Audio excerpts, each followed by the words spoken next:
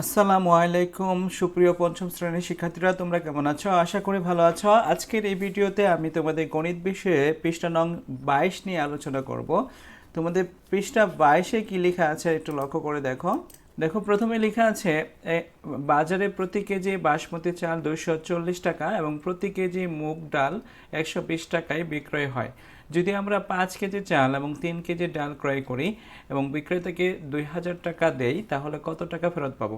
এই অঙ্কটা এখানে সমাধান দুইভাবে দেওয়া আছে। এটা হচ্ছে গাণিতিক পদ্ধতিতে সমাধান করে দেওয়া হয়েছে, আর এটা ঐকিক নিয়মে সমাধান করে দেওয়া হয়েছে। আমরা এই দুইটা নিয়মটা একটু আলোচনা করি, তারপরে আমি তোমাদেরকে এই অঙ্কটা সুন্দর করে সলিউশন করে দেখাবো। দেখো, প্রথমে রয়েছে বাসমতি চাল। এখানে দেখো, প্রত্যেকটা বাসমতি চাল প্রতি কেজি হচ্ছে 240 টাকা, আর বাসমতি চাল কিনেছে 5 কেজি। 5 কেজি চাল কিনেছে এবং প্রতি কেজি চালের দাম হচ্ছে 240 টাকা। তাহলে 5 কেজি দিয়ে 240কে গুণ করা হয়েছে, তাহলে বাসমতির মোট দাম পাওয়া যাবে। তাহলে 5 কেজি চালের মোট দাম হচ্ছে 1200 টাকা। মুগ ডাল হচ্ছে 1 কেজি চালের দাম হচ্ছে 120 টাকা, আর মুগ ডাল কিনেছে 3 কেজি। তাহলে 120-এর সাথে 3 গুণ করছে, তাহলে 3 কেজি মুগ ডালের দাম পাওয়া গেছে 360 টাকা। এখন এই বাসমতি চাল এবং মুগ ডাল, এই যে এই দুইটাকে আমরা যোগ করেছি, যোগ করলে কি পাওয়া যাবে? মোট ব্যয় পাওয়া যাবে। মোট ব্যয় পাওয়া যাবে 1560 টাকার চাল এবং ডাল কিনেছে। এখন দোকানিকে আমরা কত দিয়েছি? তো দিয়েছি 2000 টাকা। এই 2000 টাকা আমি দোকানিকে দিয়েছি বা আমরা দোকানিকে দিয়েছি। দোকানদার কি করেছে? 1560 টাকা রেখে বাকি টাকা ফেরত দিয়েছে। 2000 টাকা থেকে 1560 টাকা যদি বিয়োগ করি, তাহলে কিভাবে করব? শূন্য শূন্য শূন্য নামবে, 6 আছে কত হলে 10 হবে, 4 হলে হাতের আছে 1, 5 আর 1 6, 6 আছে কত হলে 10 হবে, 4 হলে হাতের আছে 1, 1 আর 1 মিলে গেছে 2, 2 2 মিলে গেছে, কিছুই হবে না। 440 টাকা ফেরত পাবো আমি, 440 টাকা। এখন এই অঙ্কটা হচ্ছে গাণিতিক উপায়ে করা হয়েছে, একটু লক্ষ্য করে দেখো। মোট টাকা কত? মোট টাকা হচ্ছে 2000 টাকা। কাকে দিয়েছি? বিক্রেতাকে দেওয়া হয়েছে। এখন সেখান থেকে বিক্রেতা কি করবে? বিক্রেতা করবে কি? 240 টাকা প্রতি কেজি, তাহলে 5 কেজি চালের দাম, তাহলে 5 কেজি চালের দাম হচ্ছে এটা, যোগ 3 কেজি মুগ ডালের দাম রাখবে। যেমন 120 টাকা হচ্ছে 1 কেজি, তাহলে 3 কেজি 120 গুণন 3, 120 দিয়ে 3কে গুণ করলে কি পাওয়া যাবে? 3 কেজি ডালের দাম পাওয়া যাবে। তাহলে এই দুটো হচ্ছে চালের দাম এবং ডালের দামের সমষ্টি। দাম এবং ডালের দাম একত্রে যোগ করলে কি পাওয়া যায়? 1560। এই 2000 থেকে 1560 যদি বিয়োগ করি, তাহলে 440 ফেরত পাবো, 440। এই অঙ্কটা কিভাবে পরীক্ষায় তুমি বর্ণনা সহ সুন্দর করে লিখবা, সেটা আমি এখন দেখাচ্ছি। প্রথমে লিখবা দেওয়া আছে লিখবা, তারপরে লিখবা এই যে প্রতি কেজি বাসমতি চাল হচ্ছে 240 টাকা, তাহলে আমরা বলতে পারি 1 কেজি বাসমতি চালের দাম হচ্ছে 240 টাকা। এরকমভাবে কয় কেজি চাল কিনেছ? 5 কেজি, তাহলে লিখবা 5 কেজি বাসমতি চালের দাম, তাহলে 240কে গুণ করতে হবে 5 দিয়ে, গুণ করলে হবে 1200 টাকা। এই গুণটা কিভাবে করে সেটা আমরা দেখি একটু। দেখো, এখানে 5 দিয়ে কি 240কে গুণ করো, 5 শূন্য শূন্য, 4 5 20-এর 2, হাতের আছে 5, 4 5 20-এর শূন্য, হাতের আছে 2, 5 দুগুণে 10 আর 2 12, এখানে দেখো 1200। তাহলে 1200 টাকা কি পেয়েছি? 5 কেজি বাসমতি চালের দাম। একইভাবে 1 কেজি মুগ ডালের দাম হচ্ছে 120 টাকা, তাহলে 120 টাকা, তাহলে 3 কেজি মুগ ডাল কেনা হয়েছে, 3 কেজি মুগ ডালের দাম হচ্ছে 120 গুণন 3, মানে 120 দিয়ে 3কে গুণ করলে হচ্ছে 360 টাকা। এখন 5 কেজি মুগ 5 কেজি বাসমতি চাল ও 3 কেজি মুগ ডালের দাম একত্রে আমরা মোট পাই কত?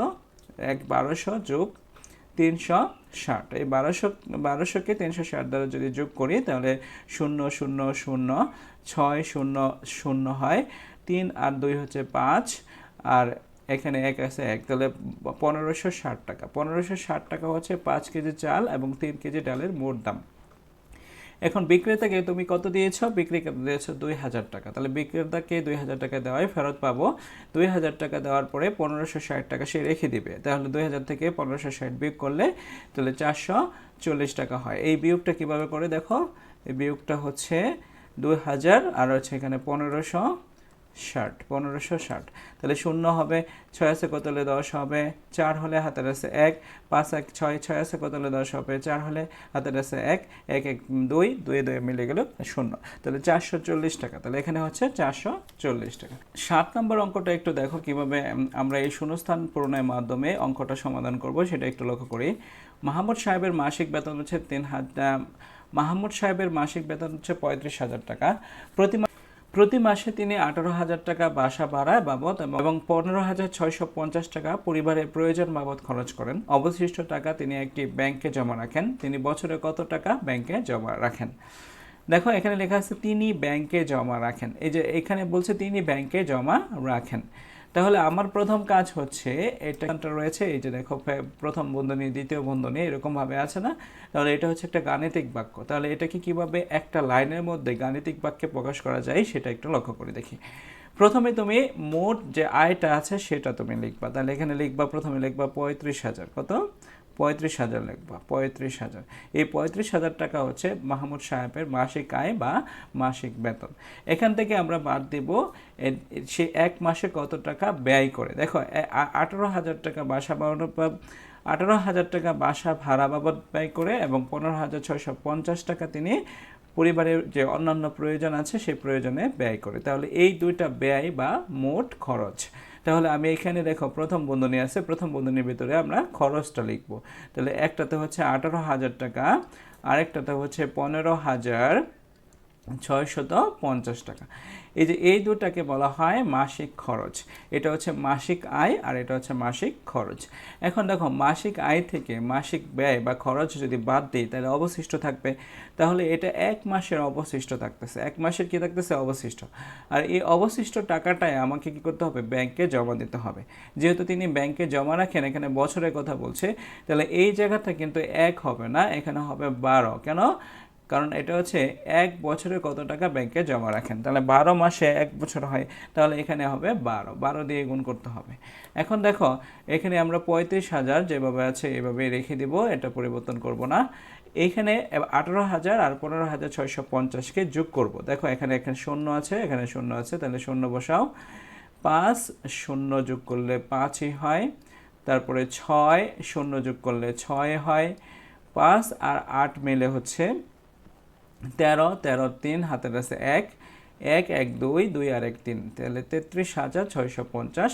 আর এইখানে হচ্ছে 12। এখানে 12 কেন দিলাম বলো তো? 12 দিয়েছি ওই যে তিনি এক বছরে জমা রাখেন, তাহলে এক বছর মানে 12 মাস। আর এটা হচ্ছে অবশিষ্ট টাকা, এই অবশিষ্ট টাকাকে কি ব্যাংকে জমা রাখা হয়। তাহলে এটা এক মাসের অবশিষ্ট টাকা। এই এক মাসের অবশিষ্ট টাকাকে যদি আমি 12 দিয়ে গুণ করি তাহলে হবে এক বছরের অবশিষ্ট টাকা যেটা ব্যাংকে জমা রাখেন। এখন এখানে 35,000 থেকে 33,650কে যদি বিয়োগ করি তাহলে আমি এখানে প্রথমে বিয়োগ করব, 0 0 শূন্যই হয়। 5 আছে কত হলে 10 হবে, 5 হলে হাতের আছে 1, 6 আর 1 7, 7 আছে কত হলে 10 হবে, 3 হলে হাতের আছে 1, 3 আর 1 4, 4 আছে কত হলে 5 হবে, 1 হলে 5 হবে 1 হলে। তাহলে এখানে 3 3 মিলে গেছে, আর হবে না।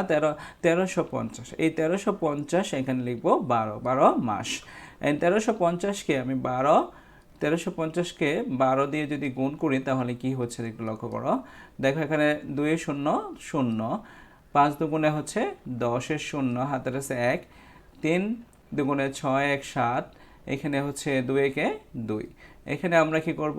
1 দিয়ে যদি 0কে গুণ করি 0, 1 দিয়ে যদি 5কে গুণ করলো 5 একে 5, 1 দিয়ে যদি 3কে গুণ করি 3 একে 3, 1 দিয়ে যদি 1কে গুণ করি 1 একে 1। এখন আমরা যোগ করি 0 0, 7 5 12, 2 হাতের আছে 1, 2 আর 1 3, 3 2 আর 3 হচ্ছে 5, 2 আর 3 হচ্ছে 5, আর হাতের 1 হচ্ছে 6, আর এখানে হচ্ছে 1, তাহলে 16,200। তাহলে এইখানে হচ্ছে 16,200।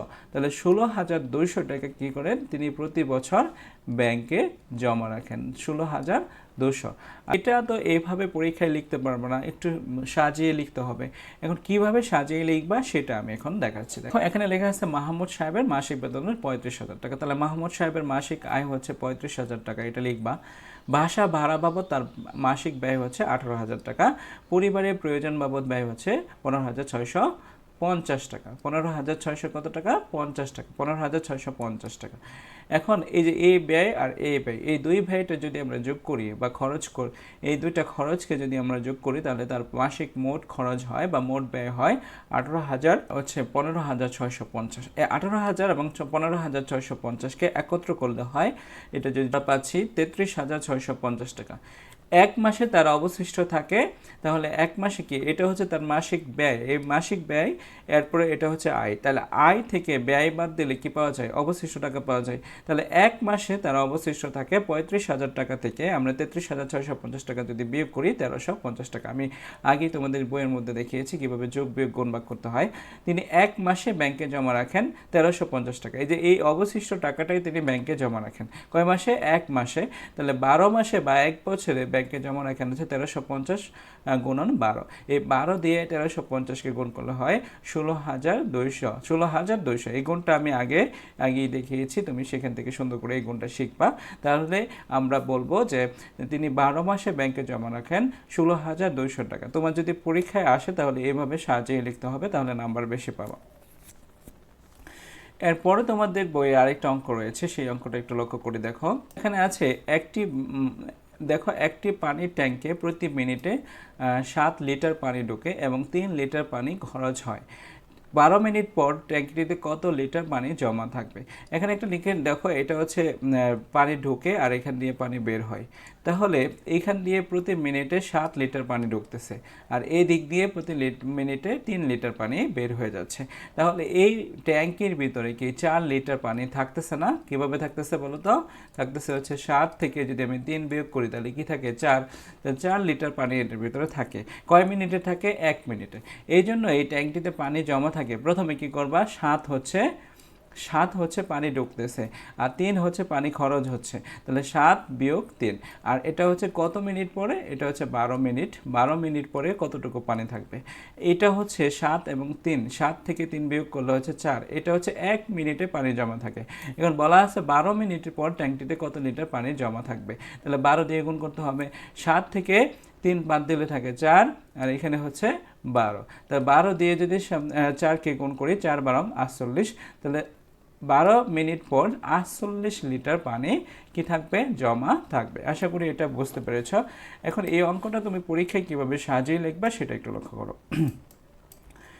দেখো এখানে লেখা আছে ট্যাঙ্কটিতে 1 মিনিটে পানি জমা হয়। দেখো এখানে 7 বিয়োগ 3, কারণ 7 হচ্ছে পানি ঢুকতেছে, 3 হচ্ছে পানি বের হচ্ছে। তাহলে 7 থেকে 3 বাদ দিলে 4 লিটার। ট্যাঙ্কটিতে 1 মিনিটে পানি জমা হবে 4 লিটার। 4 লিটার পানি 1 মিনিটে জমা হবে। তাহলে 12 মিনিট পর ট্যাঙ্কিতে কত লিটার পানি জমা হবে? সুতরাং 12 মিনিটে পানি জমা হবে 4 গুণন 12 লিটার, মানে 4 12 48 লিটার। 48 লিটার পানি জমা হবে। আশা করি তোমরা তোমাদের গণিত বিষয়ে 22 নম্বর পৃষ্ঠা যে গণিত অঙ্কগুলো রয়েছে সেই অঙ্কগুলো খুব ভালো করে বুঝতে পেরেছ। তোমাদের পরবর্তী ভিডিও আমি 23 নম্বর পৃষ্ঠা নিয়ে আলোচনা করব। সে পর্যন্ত তোমরা সবাই ভালো থাকো। আল্লাহ হাফেজ।